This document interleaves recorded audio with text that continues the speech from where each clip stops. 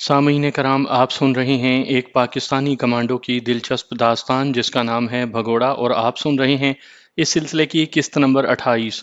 مجھے امید ہے آپ کو میری یہ کاوش پسند آ رہی ہوگی۔ آپ نے اگر ابھی تک میرا چینل کہانی گھر سبسکرائب نہیں کیا تو ابھی میرے چینل کو سبسکرائب کر کے بیل نوٹیفیکیشن آن کر لیجئے تاکہ آنے والی ہر نئی کہانی کی اطلاع بر وقت آپ تک پہنچ سکے۔ ہم دونوں پوری طاقت سے عبد المجید کے کھوکھے کی جانب دوڑتے ہوئے جا رہے تھے۔ یوں ہی ہم نے درختوں کے جھنڈ کو عبور کرنے کے بعد عبد المجید کے کھوکھے کی طرف نگاہ دوڑائی۔ ہمیں دو ڈبل ڈور ٹویوٹا گاڑیاں نظر آئیں۔ دونوں سفید کلر کی تھیں اور دونوں کا رخ ڈابیر کی طرف تھا۔ جس وقت ہم نے درختوں کا جھنڈ عبور کیا اس وقت وہ سٹارٹ ہو کر چل پڑی تھیں۔ ان کا فاصلہ ہم سے ٹوٹل 250-300 گز تھا اور وہاں سے انہیں نشانہ بنانا اتنا مشکل بھی نہیں تھا، مگر ہم ایسا نہ کر سکے کیونکہ تیزی میں ہم درستگی بھول گئے تھے۔ یعنی عبد المجید سے چودھری کے متعلق سن کر ہم اتنے بدحواس ہوئے تھے کہ ہتھیار لانا ہی بھول گئے۔ اب مزید گاڑیوں کے پیچھے دوڑنا وقت کو ضائع کرنا اور اپنے آپ کو تھکانا تھا۔ اس کو کہتے ہیں کہ بچہ بغل میں اور ڈھنڈورا شہر میں۔ میں نے قدموں کی رفتار آہستہ کرتے ہوئے پوچھا۔ ہم نے سارے جنگل خیل کو چھان مارا ہے مگر ڈابیر کے متعلق ہمارا گمان ہی نہیں ہوا کہ وہ یہاں چھپا ہوگا۔ ڈابیر کی سمت گاڑیوں کے رخ کو دیکھ کر تم یہ بات اتنے یقین سے کیسے کہہ سکتے ہو کہ وہ ڈابیر میں ہی رہائش پذیر ہے؟ اس سمت میں اور کوئی قابل رہائش جگہ ہی نہیں ڈابیر کے علاوہ۔ اسی وقت مجید خان بھی ہم سے آن ملا۔ بھاگ گئے؟ اس نے آتے ہی افسوس کا اظہار کیا۔ یہ کس ٹائم تمہارے کھوکے پر پہنچے تھے؟ یہی کوئی آدھ پون گھنٹہ ہوا ہوگا۔ کھوکے پر آتے ہی انہوں نے دودھ پتی کا آرڈر دیا اور بیٹھ گئے۔ میرے پاس وہاں سے نکلنے کا کوئی بہانہ نہیں تھا۔ مجبوراً میں دودھ پتی بنا کر انہیں پیش کرنے کے بعد ہی وہاں سے رفع حاجت کے بہانے نکل سکا۔ تو نے کیسے پہچانا کہ وہ ہمارا مطلوبہ آدمی ہے؟ ایک تو آپ نے تفصیلاً اس کا حلیہ بتا دیا تھا، دوسرا اس کے ساتھی بار بار اسے چودھری صاحب کہہ کے پکار رہے تھے، اور یہ تو آپ کو بھی پتا ہوگا کہ اس علاقے میں چودھری نہیں ہوتے۔ سب سے بڑھ کر ان تمام کے پشتو بولنے کا لہجہ بالکل آپ سا تھا، چونکہ ہمارے علاقے کی پشتو اور آپ کے علاقے کی پشتو میں واضح فرق ہے، اس لیے میں نے آسانی سے اسے پہچان لیا۔ اس دوران ہم کھوکھے کپ پر پہنچ گئے تھے۔ وہاں چائے کے کپ کے نیچے پڑا ہوا 50 روپے کا نوٹ ہمارا منہ چڑھا رہا تھا۔ وہ لازمی عجلت میں تھے یا کسی اور وجہ کی بنیاد پر انہوں نے مجید کا انتظار کرنا مناسب نہیں سمجھا تھا اور بل کی رقم کپ کے نیچے رکھ کر چلتے بنے تھے، اور یہ اتفاق چودھری اکبر کی زندگی میں اضافے کا باعث بن گیا تھا۔ ویسے جانو تمہیں شرم کرنی چاہیے۔ امجد ایک چارپائی پر بیٹھ کر تکیہ گود میں لیتے ہوئے بولا، اتنے بڑے کمانڈو بنے پھرتے ہو اور دشمن کے پیچھے جاتے وقت ہتھیار گھر چھوڑ آئے۔ تو کون سا ساتھ لے آیا تھا؟ میں نے تو تجھے خالی ہاتھ بھاگتے دیکھ کر سوچا کہ شاید خالی ہاتھ جانا ہے۔ کیوں؟ تم ننھے بچے ہو نا جو میرے نقشے قدم پر چلو گے۔ تم ملک ہو یار، اور تیرا حکم ماننا میرا فرض ہے۔ میں نے کب حکم دیا تھا کہ ہتھیار چھوڑاؤ؟ ہر حکم دیا تو نہیں جاتا، ملازم تو بس آقا کو دیکھ کر چلتا ہے۔ اچھا اب یہ فضول بکواس چھوڑو اور ڈابیر جانے کا سوچو۔ تو ڈابیر جانا کون سا مشکل ہے؟ وہ سنجیدہ ہو گیا۔ ویسے بھی باسمت خان کے آدمی کون سا ہمیں شکل سے پہچانتے ہیں کہ اپنے آدمیوں کا بدلہ لے لیں گے؟ نہیں، ان سے تو خیر کوئی خطرہ نہیں۔ یوں بھی اس بات کو مہینے سے زیادہ عرصہ ہو چکا ہے، اور اب تو ہیبت خان اور باسمت خان کا قائم مقام شاید ان کے قاتلوں کی تلاش پر مٹی بھی ڈال چکا ہو۔ شاید ایسا نہ ہو، امجد نے کہا۔ ہو سکتا ہے وہ اب تک ان کے قاتلوں کی تلاش میں ہو۔ بہرحال یہ ان کا درد سر ہے، ہم پر اس کا کوئی اثر نہیں پڑتا۔ تو پھر کیا خیال ہے، آج ہی چلیں؟ نیکی اور پوچھ پوچھ، اس نے میری تائید کی۔ چلو اٹھو پھر، میں نے کھڑے ہو کر کہا، اور وہ بھی میرے ساتھ کھڑا ہو گیا۔ کہاں چل دیے؟ مجید جو ہاتھوں میں چائے پکڑے ہماری جانب آ رہا تھا پوچھنے لگا۔ چائے تو پیتے جاؤ۔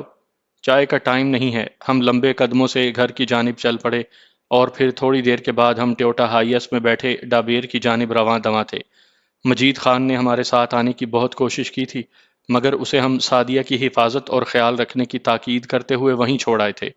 گاڑی نے ڈابیر بازار میں ہمیں اتار دیا اور ہم چہل قدمی کے انداز میں بازار کے اندرونی جانب بڑھ گئے۔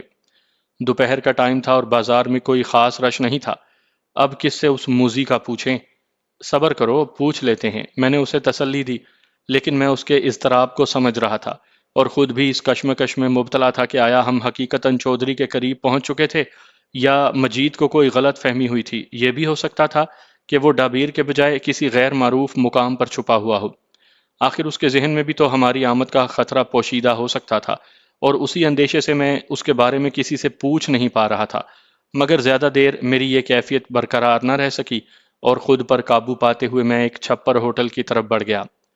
دوا چائے جوڑ کا ماما، 2 چائے بناؤ ماما، ہوٹل کے بوڑھے سے مالک سے مخاطب ہو کر میں نے اسے کہا، اور اس نے سر ہلاتے ہوئے ہمیں بیٹھنے کا اشارہ کیا۔ ہم دونوں سڑک کے کنارے پڑی چارپائیوں پر بیٹھ گئے۔ تھوڑی دیر کے بعد ہی وہ ایک چھوٹی سی کیتلی میں چائے اور 2 خالی کپ لے آیا۔ چائے کے برتن اس نے ہمارے سامنے پڑی لکڑی کی ٹیبل پر رکھ دیے اور واپسی کے لیے مڑنے ہی لگا تھا کہ میں نے اسے آواز دی، ماما بات سنو۔ جی؟ وہ رک گیا۔ ہم نے چودھری اکبر سے ملنا تھا، کیا آپ اس کی حویلی کا پتہ بتا سکتے ہیں؟ چودھری اکبر؟ اس کے لہجے میں حیرانی تھی۔ اس نام کے تو میں کسی بندے سے واقف نہیں ہوں۔ اس کو یہاں آئے ہوئے چند مہینے ہی ہوئے ہیں۔ اگر آپ ڈابیر میں رہائش پذیر ہونے والے کسی نئے آدمی سے واقف ہو تو اس کا پتہ بتا دیں، شاید اس سے ہمیں چودھری کا ایڈریس معلوم ہو جائے۔ آپ کا مطلب میں سمجھ گیا۔ آپ اس طرح کریں کہ ملک جانان خان سے مل لیں، اس سے آپ کو اپنے مطلوبہ بندے کے متعلق تمام معلومات مل جائے گی۔ اس کا گھر کس طرف ہے؟ میں مستفسر ہوا اور ہوٹل والے نے وہیں کھڑے کھڑے مجھے جانان خان کے گھر کی لوکیشن سمجھا دی۔ چائے پی کر ہم ہوٹل والے کا شکریہ ادا کرتے ہوئے چل پڑے۔ میں نے امجد کو ہوٹل والے سے ہونے والی تمام گفتگو تفصیل سے سنا دی۔ یہ جانان خان، یہ وہی نہیں باسمت خان کا آدمی؟ صحیح پہچانا، میں نے اس بات میں سر ہلایا۔ تو پھر کیا خیال ہے، چلیں اس کے پاس؟ کس بہانے سے اسے ملیں گے؟ میرا خیال ہے کہ چرس یا اسلحے کے خریدار بن کر اس سے ملتے ہیں۔ اس جیسے بندے ان کبھی کاموں میں ملوث ہوتے ہیں۔ امجد نے ایک قابل قبول مشورہ دیا۔ گڈ، بالکل ٹھیک ہے، میں نے اسے شاباش دی۔ لیکن جانو صاحب، پہلے اپنی کلاشنکوف سے جان چھڑا لیں۔ یہ ہم نے جانان خان کے آدمیوں سے ہی چھینی تھی۔ واقعی یار، صحیح یاد دلایا، میرے تو ذہن سے ہی یہ بات نکل گئی تھی۔ چلو پہلے اس کو ٹھکانے لگاتے ہیں۔ بازار سے نکل کر ہم سیدھے گاؤں سے باہر جانے والے راستے پر چل پڑے، مگر ہمیں گاؤں سے باہر نہ نکلنا پڑا۔ راستے میں ہی گن کو ٹھکانے لگانے والی ایک مناسب جگہ نظر آ گئی۔ وہ ایک کافی بڑا گڑھا تھا جس سے غالباً گھر بنانے کے لیے لوگ مٹی اٹھاتے رہے تھے۔ اس وسیع گڑھے کے اندر بنے ہوئے چھوٹے گڑھوں میں 2 دن پہلے ہونے والی بارش کا پانی جمع کھڑا تھا۔ دائیں بائیں نگاہ دوڑاتے ہوئے میں نے اسی پانی سے بھرے ہوئے چھوٹے گڑھے میں گن کو پھینک دیا اور پھر وہاں سے واپس چل پڑے۔ جانان خان کی حویلی ڈھونڈنے میں ہمیں کوئی دقت نہیں ہوئی تھی۔ اس کی حویلی تک پہنچتے پہنچتے ہم نے اس سے ملاقات کا لایا عمل طے کر لیا تھا۔ جی، کس سے ملنا ہے؟ بڑی مونچھوں والے اور لمبے بالوں والے چوکیدار نے ہمیں حویلی کے دروازے پر رکتا دیکھ کر استفسار کیا۔ ملک جانان خان سے۔ وہ آپ کو جانتا ہے؟ نہیں، میں نے انکار میں سر ہلایا، لیکن ہمارا اس کے ساتھ بہت ضروری کام ہے۔ کام کی نوعیت؟ وہ ہمارا انٹرویو لینے پر تلا ہوا تھا۔ کوئی چیز خریدنی ہے؟ اس نے معنی خیز انداز میں سر ہلاتے ہوئے کہا، تم یہیں ٹھہرو، میں پوچھ کر آتا ہوں۔ اس کے آنے تک ہم خاموش کھڑے رہے۔ آ جاؤ۔ تھوڑی دیر کے بعد ہی وہ نمودار ہوتا ہوا بولا اور ہم سر ہلاتے ہوئے اس کے پیچھے ہو لیے۔ حویلی کے اندر ایک دیوار اٹھا کر زنانہ اور مردانہ حصے تشکیل دیے گئے تھے۔ چوکیدار ہمیں لیے ایک کمرے میں جا گھسا جس کے اندر ترتیب کے ساتھ 3 چارپائیاں پڑی ہوئی تھیں، مگر وہ وہاں رکنے کے بجائے ایک بغلی دروازہ کھول کر اندر چلا گیا۔ اس کمرے میں چارپائیوں کے بجائے فرشی قالین بچھا تھا اور اس پر گاؤ تکیے پڑے ہوئے تھے۔ جوتوں کے لیے تھوڑی سی جگہ چھوڑ کر باقی سارے کمرے کے فرش کو قالین نے ڈھانپ رکھا تھا۔ دیواروں کے اوپر سفید پینٹ کیا گیا تھا، جبکہ فرش سے 3 فٹ بلندی تک سبز پینٹ سے حاشیہ لگایا گیا تھا۔ آپ بیٹھیں، خان صاحب آ رہے ہیں۔ چوکیدار نے ہمیں قالین پر بیٹھنے کا مشورہ دیا۔ ہم جوتے اتار کر قالین پر بیٹھ گئے۔ ہمارے بیٹھتے ہی وہ باہر نکل گیا۔ ہمیں زیادہ دیر انتظار نہ کرنا پڑا۔ جلد ہی 3 آدمی کمرے میں داخل ہوئے۔ سب سے آگے درمیانی قامت کا سرخ رو شخص تھا۔ اس کے انداز سے ہم سمجھ گئے کہ وہ ملک جانان خان تھا۔ اس کے پیچھے 2 خوفناک صورت کے گرانڈیل افراد تھے جو لا محالہ اس کے باڈی گارڈ تھے۔ ہم دونوں انہیں دیکھتے ہی کھڑے ہو گئے تھے۔ جانان خان نے ہم سے مصافحہ کر کے کہا، تشریف رکھیں، اور ہمارے بیٹھنے کے ساتھ وہ خود بھی بیٹھ گیا۔ البتہ اس کے باڈی گارڈ کھڑے رہے۔ ابھی میں گفتگو کرنے کے لیے اپنے ذہن میں الفاظ ترتیب دے ہی رہا تھا کہ ایک شخص چائے کے برتن اٹھائے اندر داخل ہوا۔ مہمان نوازی تو ویسے بھی اس علاقے کے لوگوں کا خاصہ ہے۔ ہاں برادر، اب بتائیں آپ کی کیا خدمت کر سکتا ہوں؟ چائے کا گھونٹ بھرتے ہوئے جانان خان مستفسر ہوا۔ ملک صاحب، ہمیں 1 من چرس چاہیے، کیا آپ مہیا کر سکیں گے؟ لیکن شرط یہ ہے کہ مال خالص ہونا چاہیے اور کچا مال بھی نہیں چاہیے، پکی ہوئی چرس ہونی چاہیے۔ مجھے چرس کے متعلق کوئی خاص معلومات نہیں تھی، بس اتنا پتہ تھا کہ چرس کچی بھی ہوتی ہے جو پینے والے کو تیلی سے جلا کر پینے کے قابل بنانی پڑتی ہے، اور پکی ہوئی بھی ہوتی ہے۔ کچی چرس کی شکل بالکل ایسی ہوتی ہے جیسے نسوار خشک ہو جائے اور پکنے کے بعد اس کی شکل تارکول جیسی ہو جاتی ہے۔ اپنی اسی ادھوری معلومات کی بنیاد پر میں نے اپنی گفتگو کا آغاز کیا تھا۔ مل جائے گی، مگر چند دن انتظار کرنا پڑے گا۔ چند دن نہیں بلکہ آپ کے پاس 2 ہفتے ہیں۔ ابھی ہمیں صرف نمونے کے لیے تھوڑی سی چرس چاہیے ہوگی جو ہم اپنے بڑے کے پاس دکھانے کے لیے لے جائیں گے۔ باقی مال ہم اس کی اجازت سے لینے آئیں گے۔ اس کا مطلب ہے کہ آپ لوگوں نے دوسری جگہ سے بھی نمونے کے لیے چرس لینی ہوگی اور جو آپ کے خان کو پسند آئے گی وہی آپ خریدیں گے۔ آپ ٹھیک سمجھے ہیں، میں نے اسبات میں سر ہلایا۔ اگر آپ کے خان کو ہمارا مال پسند نہ آیا تو 1 من چرس جو میں آپ کے لیے منگواؤں گا اس کا میں کیا کروں گا؟ اس نے ایک جائز بات کی تھی۔ اس کی بات سن کر میں نے ایک لمحے کے لیے سوچا اور پھر کہا، ملک صاحب، پھر ایسے کریں کہ آپ ہمیں نمونے کے لیے چرس دے دیں، وہ ہم اپنے خان کے پاس لے جاتے ہیں۔ اگر اسے پسند آ گئی تو ہم دوبارہ آ کر آپ کو بتائیں گے، اس کے بعد آپ ہمارے مطالبے کے مطابق منگوا لینا۔ ہاں یہ ٹھیک ہے۔ اس نے اس بات میں سر ہلایا۔ آپ کے نمونے کے لیے کتنی چرس چاہیے ہوگی؟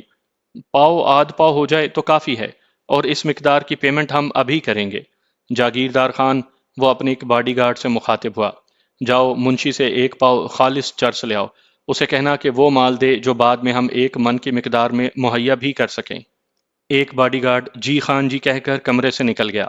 ہمارے علاوہ آپ نے کس کس کے پاس جانا ہے؟ جاگیردار کے کمرے سے نکلتے ہی وہ مستفسر ہوا۔ اس کے اس سوال کا میں کافی دیر سے منتظر تھا۔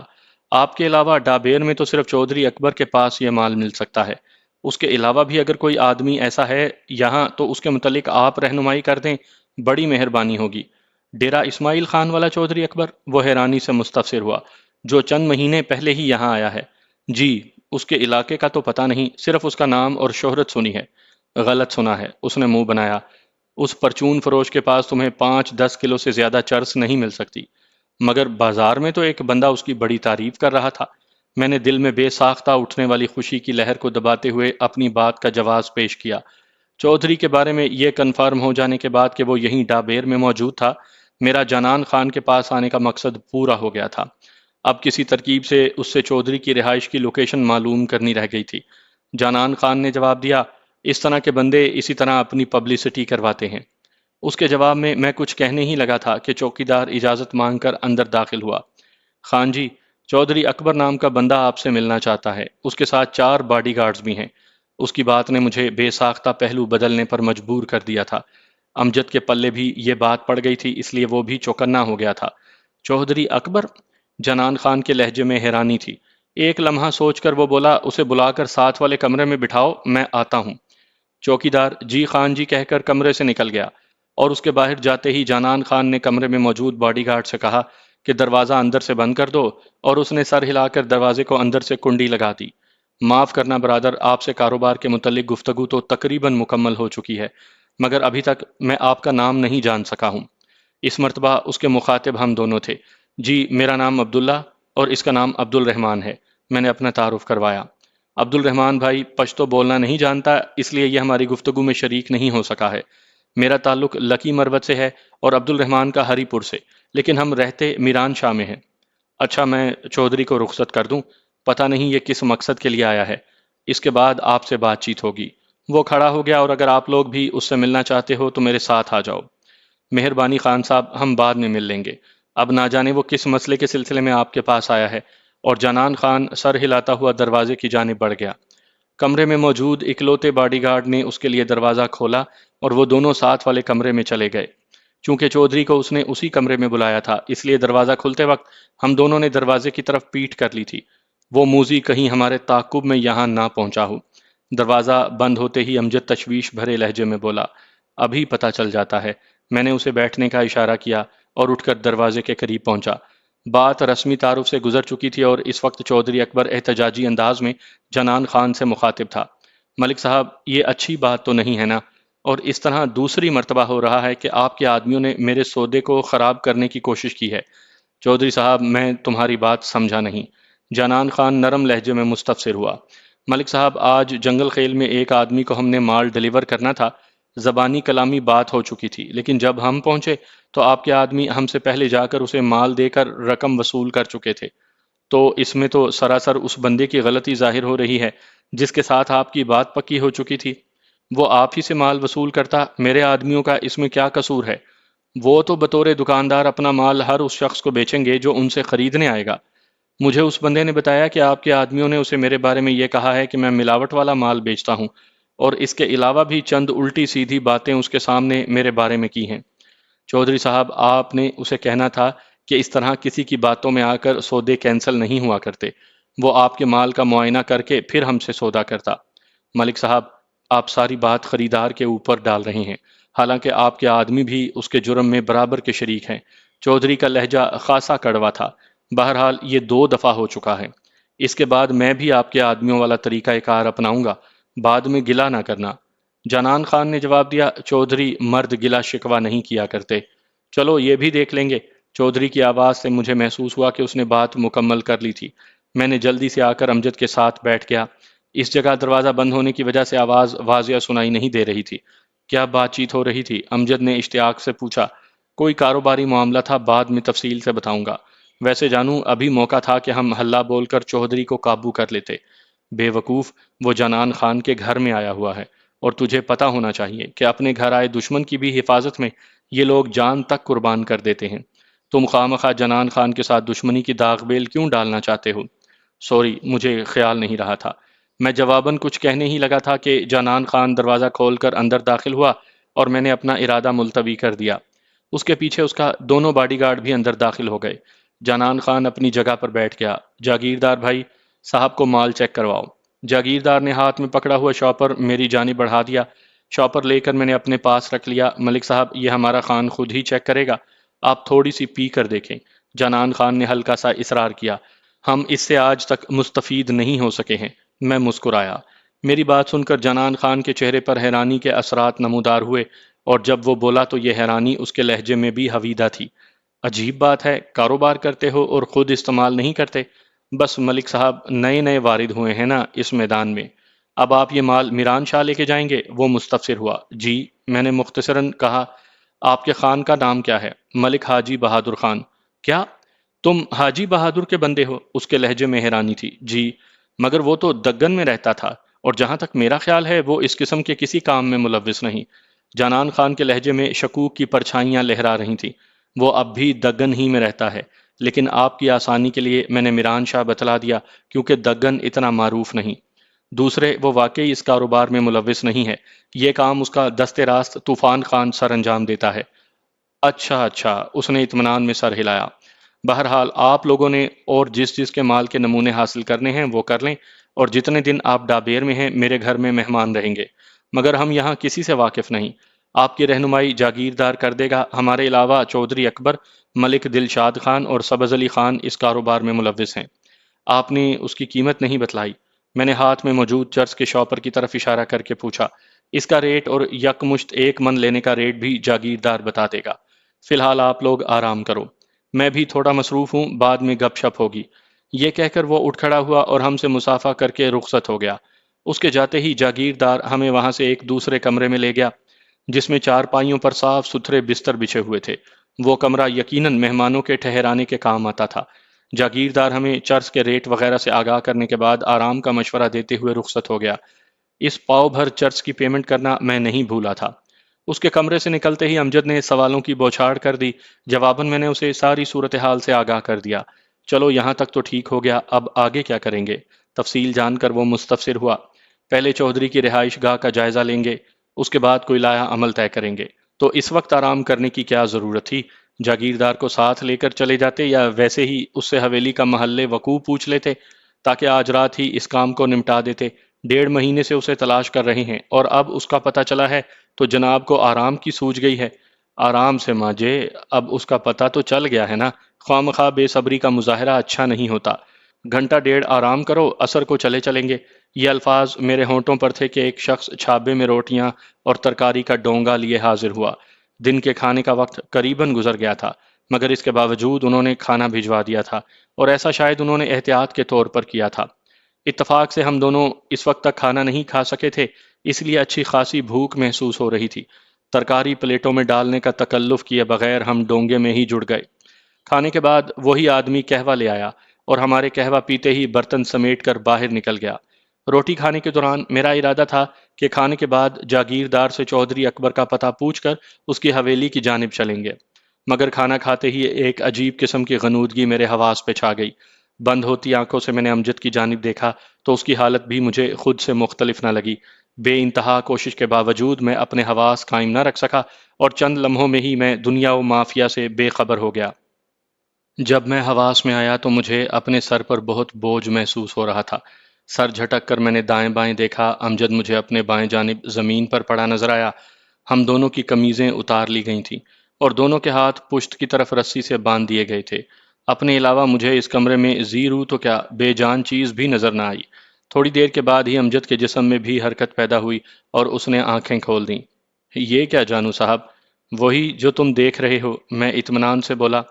وہ طنزیہ انداز میں بولا، یہی ان کی مہمان نوازی ہے جس کے تم گن گا رہے تھے؟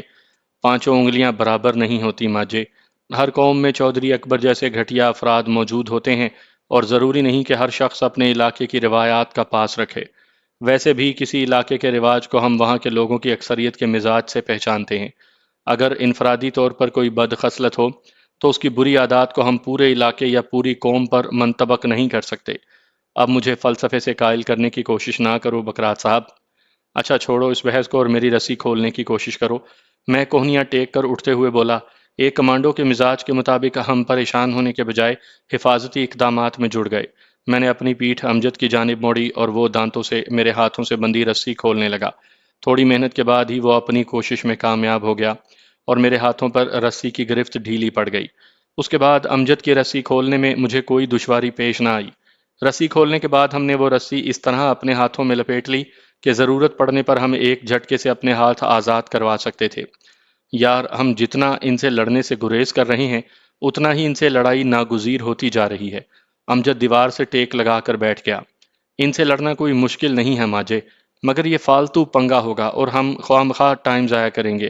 دوسرا، اگر اس لڑائی میں ہم دونوں سے کوئی ایک بھی وقتی طور پر ناکارہ ہو گیا تو چودھری کے خلاف ہماری طاقت آدھی رہ جائے گی۔ اس لیے میں چاہتا ہوں کہ ہم پوری طاقت چودھری کے خلاف استعمال کریں۔ یہ تصویر کا ایک رخ ہے اور دوسرے رخ کے مطابق ہم دونوں ملک جانان خان کے آدمیوں سے لڑتے ہوئے یہاں سے عدم آباد بھی روانہ ہو سکتے ہیں۔ گولی یہ نہیں دیکھتی کہ سامنے کمانڈو ہے یا کوئی عام بندہ، اور اس علاقے کے لوگ زبانی کلامی جمع خرچ کے بجائے بندوق کی زبان میں گفتگو کرتے ہیں۔ بس اپنی بزدلی کو کسی نہ کسی مصلحت کا نام دیے رکھنا۔ چلو یوں ہی صحیح، میں نے بحث کرنا مناسب نہ سمجھا۔ ویسے جانوں یہ ایک دم انہیں کیا سوجھی؟ اچھا کھلا پلا کر اس حال میں لے آئے؟ ان کے آنے کی دیر ہے، پتہ چل جائے گا۔ ٹائم کیا ہوگا؟ اب تک اچھی خاصی روشنی محسوس ہو رہی ہے، امجد نے کہا۔ جہاں تک میرا اندازہ ہے تو ہم کافی دیر بے ہوش رہے ہیں۔ میرا خیال ہے دوسرا دن طلوع ہو چکا ہے۔ ایسا ہی ہوگا، اس نے اس بات میں سر ہلایا۔ میں نے پوچھا، اچھا ان کے آتے ہی ہلہ بول دینا چاہیے یا ان کو پوچھ گچھ کا موقع دینا چاہیے؟ کمانڈو ٹریننگ کا تقاضا تو یہی ہے کہ انہیں سنبھلنے کا موقع دیے بغیر چھاپ لیا جائے، مگر پھر ان سے پوچھ گچھ میں دشواری پیش آئے گی اور ہمارے قابو آنے کے بعد وہ ہم سے جھوٹ بھی بول سکتے ہیں۔ دوسری صورت میں ہو سکتا ہے کہ ان سے بات چیت کرنے کے دوران کوئی افہام و تفہیم کا پہلو بھی نکل آئے، اور یہ بھی تو ہو سکتا ہے کہ حملہ کرتے ہوئے ہم خود ہی پار ہو جائیں۔ میں نے تاریک پہلو کی طرف اشارہ کیا۔ یہ تو پھر قسمت کی بات ہے۔ موت کے ڈر سے ہم اپنے ارادے تو مؤخر نہیں کر سکتے، وہ تو بستر پر لیٹے ہوئے بھی آ سکتی ہے۔ تو نے سنا ہوگا کہ اس دنیا میں آنے کی ترتیب تو موجود ہے، یعنی حمل ہوگا، اس کے 8، 9، 10 ماہ بعد بچہ پیدا ہوگا، لیکن جانے کی کوئی ترتیب موجود نہیں۔ ہو سکتا ہے پوتا دادا سے پہلے مر جائے، بیٹا باپ سے پہلے فوت ہو جائے۔ یہ تو مالک الملک کی منشا ہے، اس کی مرضی ہے۔ بندہ غریب تو اس زمن میں بے بس اور لاچار ہے، اور یہ وہ واحد حقیقت ہے جس کا منکر کوئی نہیں، چاہے کوئی دیندار ہو چاہے دنیا دار، چاہے کوئی مسلم ہو چاہے بے دین، یہاں تک کہ اللہ تعالیٰ کے وجود کے منکر بھی اس کو چیلنج کرنے کی جرت نہیں کر سکتے۔ آج تو بڑے فلسفے بگارے جا رہے ہیں۔ میں ہنسا اور وہ بھی ہنس پڑا۔ ہم کافی دیر گپ شپ میں مشغول رہے، یہاں تک کہ کمرے کے باہر قدموں کی چاپ ابھری اور ہم خاموش ہو گئے۔ دروازہ کھول کر ایک ملازم سرکنڈوں سے بنا ہوا سٹول اٹھائے اندر داخل ہوا، جس کو ہماری زبان میں موڑا کہتے ہیں۔ موڑا کمرے کے وسط میں رکھ کر وہ باہر نکل گیا، جبکہ اس کے پیچھے اندر داخل ہونے والوں میں ایک جاگیردار خان اور دوسرا باڈی گارڈ تھا۔ دونوں دروازے کے دائیں بائیں کھڑے ہو گئے۔ چند لمحوں بعد جانان خان اندر داخل ہوا اور آ کر موڑے پر بیٹھ گیا۔ ہاں بھائی جوانوں کیا حال ہے؟ اس کا لہجہ استہزائی تھا۔ دونوں باڈی گارڈ اس کے دائیں بائیں آ کر کھڑے ہو گئے تھے۔ جواباً ہم دونوں خاموش ہی رہے۔ آپ لوگ خفا خفا سے لگ رہے ہو۔ ملک صاحب آپ کے ہاں مہمانوں کے ساتھ یہی سلوک کیا جاتا ہے؟ میں نے شکوہ کیا۔ نہیں، اس نے انکار میں سر ہلایا۔ اس بات پہ مجھے خفت بھی ہو رہی ہے، مگر کیا کیا جائے کہ مہمانوں کی شکل میں ہماری جان کے دشمن قریب آنے کی کوشش کرتے ہیں تو پھر ایسا کرنا ہماری مجبوری بن جاتی ہے۔ میں سمجھا نہیں، میں حیرانی سے بولا۔ آپ کی جان کے دشمن ہم کیسے ہو گئے؟ بچگانہ باتیں مت کرو عبداللہ خان، یا جو بھی نام ہے۔ تمہارا کیا خیال ہے جنان خان سویا ہوا ہے؟ ہیبت خان اور باسمت خان کے قتل کے بعد ہم نے جو تفتیش کی اس کے مطابق ان دونوں کو قتل کرنے والے دو لمبے تڑنگے نوجوان ہیں، جن کی عمر 24 سے 28 سال کے درمیان ہے۔ گندمی رنگت، سیاہ آنکھیں، ایک کے بال ہلکے بھورے جبکہ دوسرے کے سیاہ، ایک پشتو بول سکتا ہے اور دوسرا پشتو نہیں جانتا، وغیرہ وغیرہ۔ ایک لمحے کے لیے رک کر اس کی بات جاری رہی۔ تم شاید سوچ رہے ہو کہ میں یہ اپنی طرف سے گھڑ رہا ہوں۔ اگر ایسا ہے تو یہ تمہاری بہت بڑی غلط فہمی ہے۔ تمہارا حلیہ ہمیں اس کوارٹر بکنگ کرنے والے سے پتا چلا تھا جو بعد میں قتل ہو گیا تھا۔ اس کے ساتھ جو بندہ تمہیں کوارٹر تک چھوڑنے گیا تھا اس نے بھی اس کی تائید کی تھی۔ سب سے بڑھ کر وادی بہرام شاہ کے عبداللہ خان سے ہم نے ہیرا پھیری سے تمہارا حلیہ اگلوا لیا تھا، جس کے ہاں تم لوگوں نے رات گزاری تھی۔ اب تم سوچو گے کہ ہم عبدال خان تک کیسے پہنچے، تو یہ بھی میں بتا دیتا ہوں۔ میران شاہ سے ڈابیر آتے ہوئے اتفاقاً عبدال خان کا گھر ہی راستے میں پڑتا ہے، اور وہ حد درجہ کا مہمان نواز ہے۔ یہ بات ممکن ہی نہیں کہ کوئی اس جانب سے جنگل خیل کی طرف آئے اور عبداللہ خان کی مہمان نوازی سے مستفید نہ ہو سکے۔ بہرحال اس سب کے باوجود میں تمہیں نہ تو باسمت خان اور ہیبت خان کا قاتل گردانتا ہوں اور نہ ہی اس ضمن میں کوئی سزا دینے کا ارادہ رکھتا ہوں، کیونکہ نادانستگی میں صحیح تمہاری وجہ سے مجھے ڈابیر کی سرداری ملی، اور اسی وجہ سے تمہارے بارے میں تمام معلومات حاصل ہو جانے کے باوجود میں نے تمہیں تلاش کرنے یا کروانے کی بالکل کوشش نہیں کی۔ یہ معلومات بھی مجھے ہیبت خان اور باسمت خان کے مرنے کے 2-3 دن بعد مل گئی تھی۔ رہی بات باسمت خان کی بیوی کا، تو میرا خیال تھا شاید اسی کے چکر میں تم لوگوں نے باسمت خان اور ہیبت خان کا کام تمام کیا تھا، مگر اب جب کہ تم اس واقعے کے 1.5-2 مہینے بعد ہی میرے پاس آ پہنچے ہو، اور وہ بھی بوگس قسم کے سمگلر بن کے، بے وقوف تم لوگ حاجی بہادر اور طوفان خان کا نام لے رہے ہو، جن سے ہم خود مال مطلب چرس افیون وغیرہ منگواتے ہیں، کیونکہ حاجی بہادر اس علاقے کا سب سے بڑا چرس اور افیون سپلائر ہے۔ بہرحال اب تمہاری بہتری اسی میں ہے کہ تم چپ چاپ بغیر اپنی ہڈیاں توڑوائے یہ بتا دو کہ تم دونوں کس کے لیے کام کرتے ہو، اور مجھے قتل کرنے میں تمہارا کون سا مفاد پوشیدہ ہے۔ میں کوشش کروں گا کہ تمہیں کم سے کم سزا دی جائے۔ یہ بھی ہو سکتا ہے کہ تم مجھے اصل حقائق سے آگاہ کر دو، باسمت خان ہیبت خان کو قتل کرنے اور مجھے قتل کرنے کا ارادہ کرنے کی وجوہات سے پردہ اٹھا دو، تو شاید میں تمہاری جان بخشی کر دوں، ورنہ تو میرے آدمی باسمت خان اور ہیبت خان کے قاتلوں کے خون کے پیاسے ہو رہے ہیں۔ اگر انہیں پتہ چل جائے کہ میں ان کے سرداروں کے قاتلوں سے مذاکرات کر رہا ہوں تو شاید وہ مجھے بھی معاف نہ کریں۔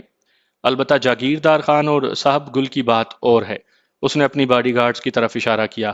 یہ میرے باڈی گارڈ نہیں بلکہ بھائیوں کی طرح ہیں۔ خیر یہ ایک ضمنی بات تھی، اب تم بغیر کوئی بات چھپائے سب کچھ بیان کر دو۔ ہمارے پاس آپ کو بتانے کے لیے کوئی ایسی کہانی نہیں ہے جسے ہم آپ کے نام نہاد اندیشوں کی تصدیق کر سکیں۔ اس نے گہری سانس لی۔ اس کا مطلب ہے میری ساری بکواس رائے گاں گئی۔ تم لوگ لاتوں کے بھوت ہو، باتوں سے نہیں مانو گے۔ بہرحال تمہاری مرضی۔ وہ جاگیردار کی طرف متوجہ ہوا۔ اسے تفتیش کے دوسرے طریقے سے آگاہ کرو۔ جی خان جی کہہ کر اس نے کلاشنکوف اپنے ساتھی صاحب گل کو پکڑائی اور میری طرف خطرناک ارادے سے بڑھا۔ اس کے بڑھنے کا انداز اس بات کا مظہر تھا کہ اسے میری جانب سے کوئی خطرہ نہیں، کیونکہ ایک تو میں بندھا ہوا تھا، دوسرا وہ مجھ سے ناواقف تھا۔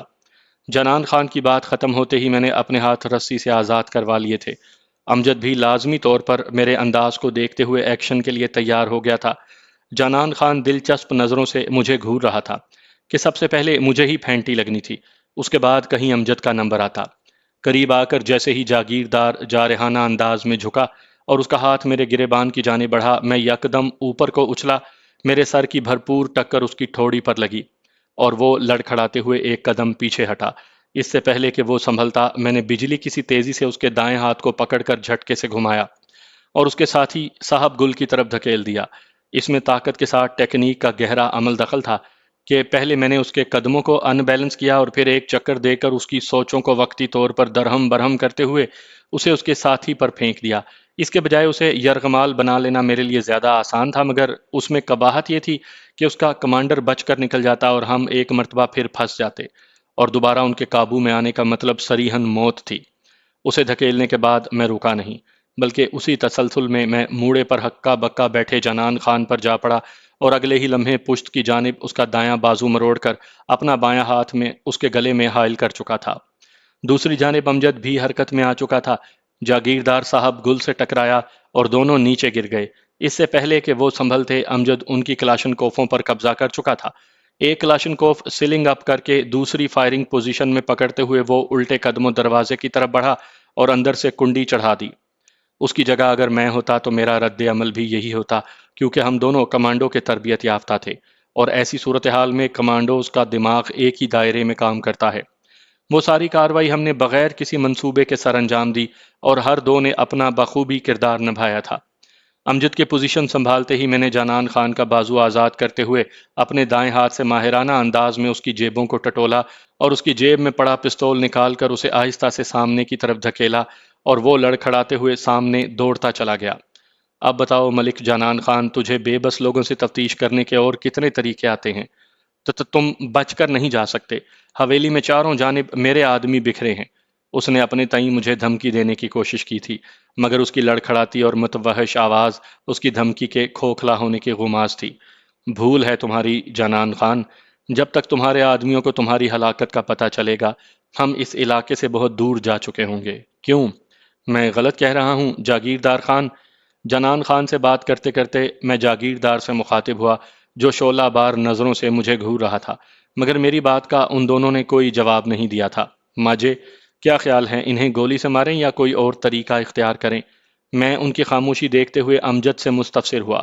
نہیں بھائی، میں تو بالکل بے گناہوں کا خون بہانے کے حق میں نہیں، وہ اطمینان سے بولا۔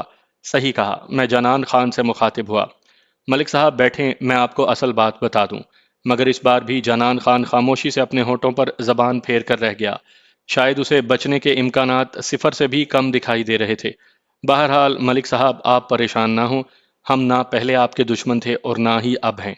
یہ اقدام ہمیں اس لیے اٹھانا پڑا تاکہ آپ کو احساس دلائیں کہ اگر ہم آپ کو قتل کرنے کے ارادے سے آئے ہوتے تو کب کا ایسا کر چکے ہوتے، اور ماجے انہیں گنے واپس کر دو۔ اس سے بات کرتے کرتے میں امجد سے بولا اور اس نے سر ہلاتے ہوئے دونوں کلاشن کوفیں جاگیردار اور صاحب گل کے قریب جا کر ان کی طرف بڑھا دیں۔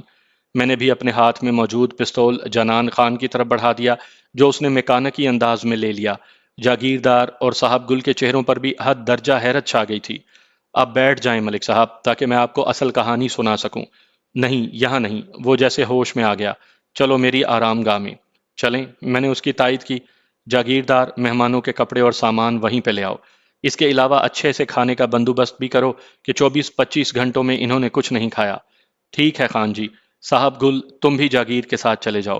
اور صاحب گل جاگیر خان کے ساتھ چل پڑا۔ آپ چلیں میرے ساتھ۔ جنان خان کے لہجے سے شہد ٹپک رہا تھا۔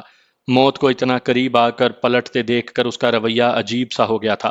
ہم دونوں انہیں ختم کر کے آسانی سے نکل سکتے تھے، مگر ایک تو یہ خوامخواہ کی خون ریزی ہوتی، دوسرا اس کے بعد ہم اطمینان سے چودھری کے خلاف کوئی کاروائی نہ کر سکتے۔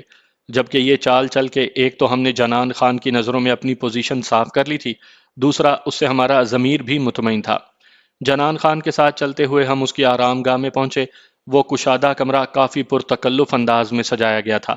ہلکے آسمانی کلر کی دیواریں، اسی رنگ کے کھڑکیوں پر لٹکتے ہوئے پردے، خوبصورت صوفہ سیٹ، فرش پر بچھا ہوا نرم ایرانی قالین، دیواروں سے لٹکتی ہوئی خوبصورت تصاویر۔ وہ کمرہ واقعی ایک ملک کے شایع نشان تھا۔ آپ لوگ پہلے نہا دھو کر تازہ دم ہو جائیں، کھانا کھائیں، اس کے بعد اطمینان سے بیٹھ کر بات چیت کریں گے، اور میں نے سر ہلاتے ہوئے اس سے اتفاق کیا تھا۔ پرتکلف کھانے سے فارغ ہو کر ہم خوشبودار قہوے کی چسکیاں لیتے ہوئے جنان خان کو اپنی کہانی سنا رہے تھے۔ جاگیردار اور صاحب گل بھی وہیں موجود تھے۔ باسمت خان اور ہیبت خان اپنی غلطی سے مارے گئے۔ پہل ہماری طرف سے نہیں ہوئی تھی۔ ہمارا آپ کے پاس آنے کا مقصد فقط چودھری اکبر کا پتہ معلوم کرنا تھا۔ باقی چرس خریدنے کی کہانی بلا شبہ جھوٹی تھی، مگر یہ بات بلا شبہ صحیح ہے کہ ہمارے طوفان خان سے تعلقات ہیں۔ اگر آپ کو ہماری بات میں کسی قسم کا شبہ ہو تو آپ بے شک اپنا کوئی بندہ طوفان خان کے پاس تصدیق کے لیے بھیج دیں۔ اسے چودھری کے ساتھ ہماری دشمنی اور ہمارا چودھری کی تلاش میں جنگل خیل کی طرف آنے کے بارے میں سب معلوم ہے۔ مجھے آپ کی بات میں بالکل بھی شک نہیں۔ باقی چودھری اکبر نے جو ظلم کیا ہے اس پر جتنا افسوس کیا جائے کم ہے۔ اب اگر میرے لائق کوئی کام ہو تو حکم کرو، میں اپنے بندوں کے ساتھ مل کر چودھری کے خلاف جنگ میں تمہاری مدد کر سکتا ہوں۔ جانان خان نے پرخلوص آفر کی۔ مہربانی ملک صاحب، اگر آپ کی مدد کی ضرورت پڑی تو ہم ضرور آپ کو زحمت دیں گے۔ اب آپ صرف اتنی مہربانی کریں کہ ہمیں چودھری کے گھر کا ایڈریس سمجھا دیں۔ میں جاگیردار خان کو آپ کے ہمراہ بھیج دیتا ہوں، یہ آپ کو اس کے مکان دکھلا کر واپس آ جائے گا۔ ٹھیک ہے، میں نے مطمئن ہو کر سر ہلایا۔ اب ہم چلتے ہیں۔ چند دن اس کے گھر کی نگرانی کریں گے اور موقع ملتے ہی اس پر وار کرنے کی کوشش کریں گے۔ یہ کہہ کر میں جانے کے لیے اٹھ کھڑا ہوا۔ میری تقلید میں باقی تمام بھی کھڑے ہو گئے۔ جانان خان سے رخصتی مصافحہ کر کے ہم اس کی حویلی سے باہر نکل آئے۔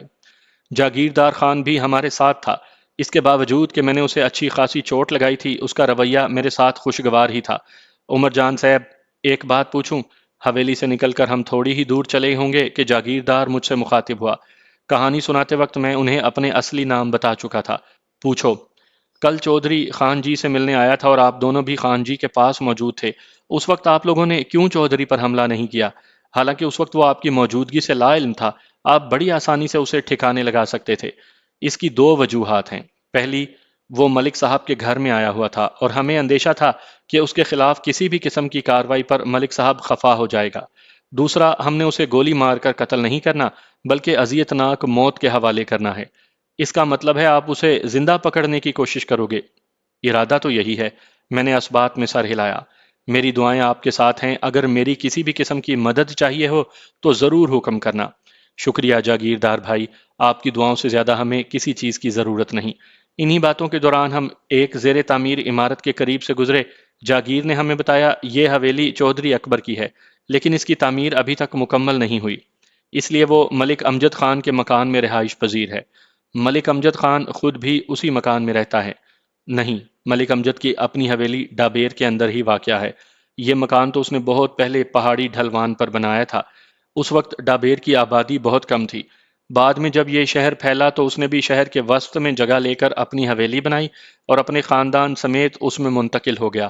البتہ وہ مکان بھی جوں کا توں موجود رہا اور وقتاً فوقتاً امجد خان اسے مختلف سرگرمیوں میں استعمال کرتا رہا۔ آج کل اس مکان میں چودھری اکبر ڈیرا ڈالے ہوئے ہے۔ انہی باتوں کے دوران ہم ڈابیر کے مضافات میں نکل آئے تھے۔ وہ سامنے نظر آنے والا مکان ملک امجد خان کا ہے، جس میں چودھری رہائش پذیر ہے۔ جاگیردار خان نے درمیانے فاصلے پر نظر آنے والے مکان کی طرف اشارہ کیا جو کافی بلندی پر واقع تھا۔ ٹھیک ہے جاگیردار بھائی، اب آپ جا سکتے ہیں۔ میں رک گیا۔ اب ہم جانے اور ہمارا کام۔ مگر میری مدد کی ضرورت پڑ سکتی ہے آپ کو؟ فی الحال تو کوئی ضرورت نہیں پڑ سکتی، کیونکہ ہم نے دور دور سے اس مکان کا جائزہ لینا ہے۔ جیسے آپ کی مرضی۔ وہ ہم سے مصافحہ کر کے رخصت ہو گیا اور ہم ٹہلنے کے انداز میں مکان کی سمت بڑھنے لگے۔ اکا دکا مکانات چودھری کے گھر کے قرب و جوار میں بھی نظر آ رہے تھے، اس لیے ہمیں اس طرف آتے دیکھ کر چودھری یا اس کے آدمی چوکنا نہیں ہو سکتے تھے۔ اپنے چہرے چھپانے کے لیے ہم نے چادر کی پگڑی باندھ کر اس کے لٹکنے والے پلو مقامی انداز میں اپنے چہرے کے گرد اس طرح لپیٹ لیے تھے کہ صرف آنکھیں ہی نظر آ رہی تھیں۔ چودھری کے مکان تک ایک کچا ٹریک جا رہا تھا اور یہ ٹریک گاڑیوں کے مسلسل آنے جانے کی وجہ سے بنا تھا۔ ہم دونوں مکان والی ٹیکری کے گرد گھوم کر اس کی پشت پر موجود پہاڑی پر چڑھنے لگے اور پھر ایک مناسب بلندی پر پہنچ کر ہم دونوں بیٹھ گئے۔ مگر مکان کی بناوٹ اس طرح کی تھی کہ اس کا اندرونی حصہ پھر بھی ہماری نظروں سے اوجھل رہا۔ مکان کے سامنے کی دائیں اور پشت کی طرف بائیں کونے میں دو مورچے بنے ہوئے تھے، گویا دونوں مورچے کراس میں تھے، اور انہی دونوں مورچوں سے مکان کے چاروں اطراف کی نگرانی کی جا سکتی تھی۔ مٹی کے بلاکوں سے بنی ہوئی دیواریں جنہیں لپائی کیا گیا تھا اچھی خاصی بلند تھیں۔ ہم وہاں تھوڑی دیر بیٹھ کر مکان کے اندر گھسنے کے منصوبے پر بات چیت کرتے رہے، مگر بظاہر اندر داخل ہونا مشکل نظر آ رہا تھا۔ مزید تھوڑی دیر وہیں گزار کر ہم نیچے اترنے لگے۔ اس نگرانی کا مجھے کوئی خاص فائدہ نظر نہیں آیا تھا۔ ہم رات کو وہاں آنے کا فیصلہ کر کے نیچے اتر آئے۔ عصر کا ٹائم ہو گیا تھا۔ ہم ٹہلنے کے انداز میں چلتے ہوئے واپس آبادی میں پہنچ گئے۔ پگڑیاں کھول کر ہم نے چادروں کو کندھوں پر رکھ لیا کہ مسلسل پگڑی باندھے رکھنا ہمارے بس سے باہر تھا۔ بازار سے گزرتے ہوئے جینز پہنے ہوئے ایک لڑکی ہماری طرف بڑھی اور قریب آ کر نامانوس زبان میں کچھ بولنے لگی۔ وہ زبان مجھے فارسی کے مشابہ لگی۔ لڑکی کی عمر 24-25 سال تھی اور وہ خاصی خوبصورت لڑکی تھی، مگر اس کے چہرے پر نظر آنے والے تاثرات اس کے اندر عجیب سی بے رونقی کو اجاگر کر رہے تھے۔ اس قبیل کی کافی لڑکیاں ہم نے جنگل خیل میں بھی دیکھی تھیں۔ ان کے ساتھ انہی کی طرح کے لڑکے بھی ہوتے تھے اور یہ عموماً گروپ کی شکل میں نظر آتے، مگر ہمارے ساتھ یہ پہلا موقع تھا کہ کوئی ایسی لڑکی ہم سے مخاطب ہوئی تھی۔ میں انگلش میں بولا، "we can't understand what are you saying", یعنی آپ کیا کہہ رہی ہیں ہم نہیں سمجھ سکے۔ I said you can get me on a hash cigarette, میں نے کہا کہ چرس کے ایک سگریٹ کے بدلے آپ مجھے حاصل کر سکتے ہیں۔ اب کیا خیال ہے؟ اس کی بات سنتے ہی امجد نے طنزیہ لہجے میں کہا، اس کا قصور نہیں ہے ماجے، اس کی زندگی گزارنے کے فلسفے نے اسے اتنا ہی سمجھایا ہے۔ بچپن ہی سے بری سوسائٹی اور پھر مادر پدر آزاد معاشرے نے ان کے اندر اخلاقیات کے نام پر کچھ نہیں چھوڑا۔ وہ لڑکی ہماری آپس کی باتوں میں یہ سمجھ رہی تھی کہ شاید ہم اس کی آفر پر غور کر رہے تھے۔ میں نے اس کی ملتجی نظروں کو دیکھتے ہوئے جیب میں ہاتھ ڈالا۔ میرا ارادہ اسے چند روپے دے کر اپنی جان چھڑانے کا تھا، مگر جیب میں پڑی ہوئی پاؤ بھر چرس سے میرا ہاتھ ٹکرایا۔ یہ چرس میں نے ضائع کرنے کے بہانے اپنی جیب میں رکھ چھوڑی تھی، مگر بعد میں میرے ذہن سے نکل گئی تھی۔ ایک لمحے کے لیے میں نے سوچا کہ یہ اس کے حوالے نہ کروں، لیکن پھر خیال آیا کہ میرے نہ دینے سے اس نے کون سا توبہ کر لینی ہے، میں نے تو ویسے ہی ضائع کرنی ہے، وقتی طور پر صحیح اس کا دل خوش ہو جائے گا۔ میں نے چرس کا پیکٹ نکال کر اس کی جانب بڑھا دیا۔ "واٹ از دس"، وہ مستفسر ہوئی۔ "ہیش"، میں مختصراً بولا۔ "آپ میرے ساتھ مذاق کر رہے ہیں"، وہ بے یقینی سے بولی۔ "نہیں، یہ حقیقت ہے، آپ کھول کر دیکھ لیں"۔ اس نے پیکٹ لے کر کھولا تو حیرانی سے اس کی آنکھیں پھیل گئیں۔ وہ چرس کی عادی تھی اور اسے خوب پہچانتی تھی۔ وہ میرے ساتھ لپٹتے ہوئے بولی، "اوہ، اتنی چرس کے لیے تو میں پوری زندگی آپ کی خدمت کر سکتی ہوں"۔ "کیا کر رہی ہو"، میں نے خفت سے اسے پرے دھکیلا۔ "کیوں، میں نے غلط کیا ہے"، وہ پریشانی سے بولی۔ "غلط صحیح چھوڑو اور یہاں سے پھوٹنے کی بات کرو"۔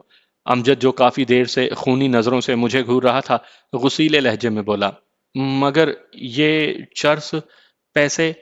وہ گڑبڑا سی گئی، شاید اس کا خیال تھا کہ ہم اس سے چرس کے پیسے لینا چاہ رہے تھے، ورنہ اتنی مقدار میں چرس بغیر کسی وجہ کے کوئی پاگل ہی کسی کے حوالے کر سکتا تھا۔ "چلو، اسے سمجھانا مشکل ہے"، میں نے امجد کو بازو سے پکڑ کر کھینچا اور ہم دونوں اسے ہکا بکا چھوڑ کر جانان خان کی حویلی کی جانب روانہ ہو گئے۔ بس کوئی خوبصورت لڑکی نظر آ جائے تو رال ٹپک پڑتی ہے جناب کی۔ اب کیا ضرورت تھی پنگے بازی کی؟ اس کی زبان سے ہم ناواقف تھے تو تو نے ضرور انگلش جھاڑنی تھی، اور دوسرا تو نے اتنی زیادہ چرس اس کے حوالے کر دی، وہ الو کی پٹھی ساری کی ساری آج ہی پھونکنے کی کوشش کرے گی اور جائے گی جان سے۔ یہ بھی ہو سکتا ہے کہ اس کے پاس یہ چرس کوئی آوارہ گروپ دیکھ لے تو وہ اسے ذبح کرنے سے بھی دریغ نہیں کریں گے۔ میں نے اسے جواب دینے کی کوشش نہیں کی اور خاموشی سے اس کی باتیں سنتا رہا۔ موڑ مڑتے وقت میں نے پیچھے دیکھا تو وہ لڑکی اسی طرح اپنی جگہ پر کھڑی ہمیں دیکھ رہی تھی۔ جانان خان کی حویلی تک امجد کے کوسنے جاری رہے۔